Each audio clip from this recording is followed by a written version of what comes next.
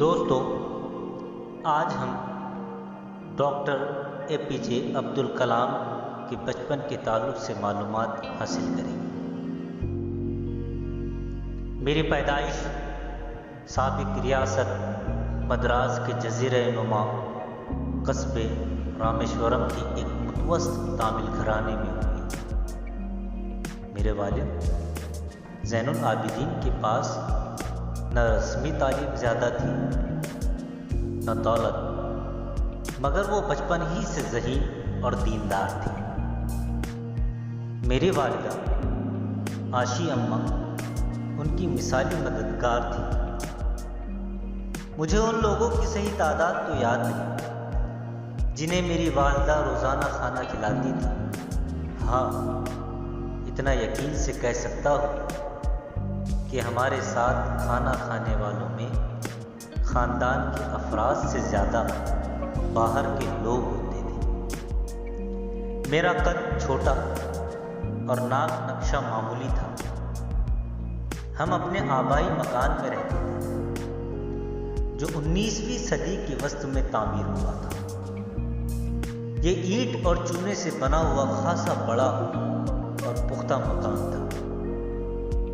میرے والد کو کھانے پینے، دوا اور لباس سے متعلق تمام سہولیات میسر تھیں، لیکن وہ سادگی پسند تھے اور ہر طرح کے غیر ضروری آرام و آسائش سے احتراز کرتے تھے۔ میں عام طور پر اپنی ماں کے ساتھ باورچی خانے میں بیٹھ کر کھانا کھاتا تھا۔ وہ میرے سامنے کیلے کا پتہ رکھتی اور اس پر چاول اور خوشبودار سامر نکالتی۔ ساتھ میں گھر کے بنے ہوئے کئی طرح کے چٹپٹے اچار اور تازہ ناریل کی گاڑھی چٹنی بھی ہوتی تھی۔ ہمارے محلے میں مسلمانوں کی اکثریت تھی، تاہم کچھ ہندو خاندان بھی رہتے تھے جن کے تعلقات مسلمان پڑوسیوں کے ساتھ خوشگوار تھے۔ محلے میں ایک بہت پرانی مسجد تھی جہاں میرے والد مجھے نماز کے لیے لے جاتے تھے۔ وہاں جو عربی صورتیں پڑھی جاتی تھیں، میں ان کے مفہوم سے قطعی نابلد تھا، لیکن میرا اعتقاد تھا کہ وہ اللہ تک پہنچ جاتی ہے۔ جب میرے والد نماز سے فارغ ہو کر باہر آتے تو مختلف مذاہب کے لوگوں کو اپنا منتظر پاتے۔ ان میں سے اکثر پانی کا پیالہ ان کی طرف بڑھاتے اور وہ ان پر دعا پڑھتے۔ یہ پانی بیماروں کے لیے وہ اپنے گھر لے جاتے تھے۔ مجھے یاد ہے جب مریض اچھے ہو جاتے تو لوگ والد کا شکریہ ادا کرنے ہمارے گھر آتے۔ میرے والد مسکراتے اور ان سے کہتے کہ شکر اللہ کا ادا کرو جو رحیم و کریم ہے۔ مجھے یاد ہے میرے والد کا دن صبح 4 بجے نماز سے شروع ہوتا تھا۔ وہ نماز کے بعد گھر سے 4 میل دور ہمارے ناریل کے چھوٹے سے باغ میں ٹہلنے کے لیے جاتے تھے۔ وہ جب واپس آتے تو ان کے کندھے پر درجن بھر ناریلوں کا گچھا ہوتا تھا۔ پھر وہ ناشتہ کرتے۔ یہ ان کا ایسا معمول تھا جو ان کی عمر کی 7ویں دہائی کے اواخر تک جاری رہا۔ جلال الدین جو میری بہن زہرا کے شوہر تھے، میرے بہت اچھے دوست بن گئے تھے، حالانکہ ہم دونوں کی عمر میں بہت فرق تھا۔ وہ مجھ سے 15 سال بڑے تھے۔ ہم دونوں ہر شام چہل قدمی کے لیے جاتے۔ اس دوران وہ مجھ سے مذہب کے متعلق گفتگو کرتے رہتے تھے۔ جلال الدین کو اسکول میں پڑھنے کا بہت کم موقع ملا، لیکن انہیں معلومات کا بہت شوق تھا۔ دراصل ان کے خاندان کے مالی حالات اچھے نہ تھے۔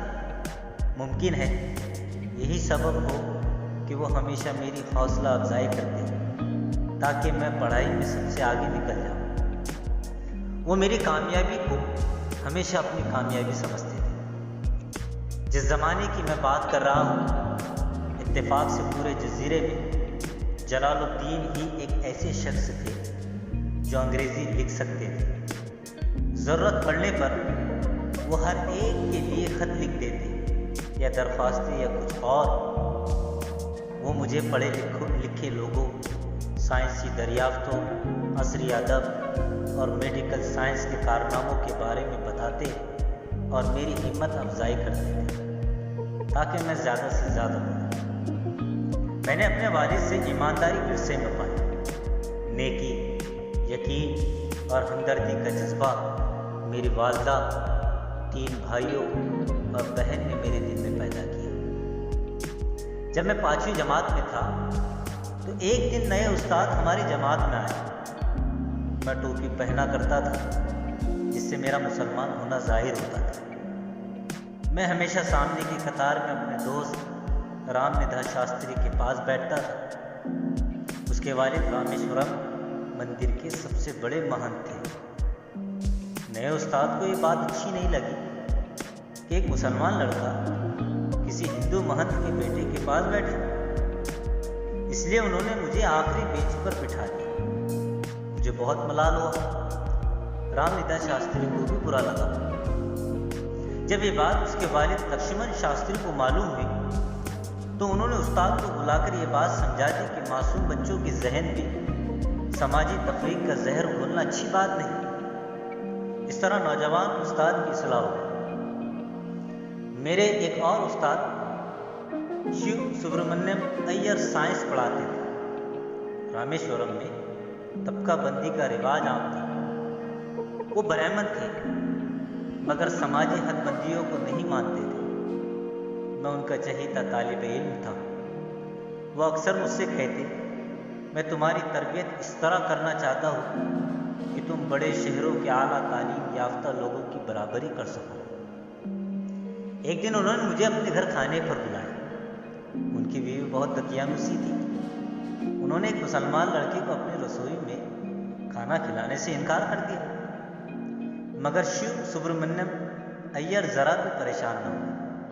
انہوں نے خود اپنے ہاتھوں سے کھانا نکالا اور میرے ساتھ کھانے کے لیے بیٹھ گئے۔ ان کی بیوی ہمیں رسوئی کے باہر سے دیکھتی رہی۔ جب میں ان کے گھر سے رخصت ہو رہا تھا تو استاد نے آئندہ ہفتے مجھے پھر کھانے کی دعوت دی۔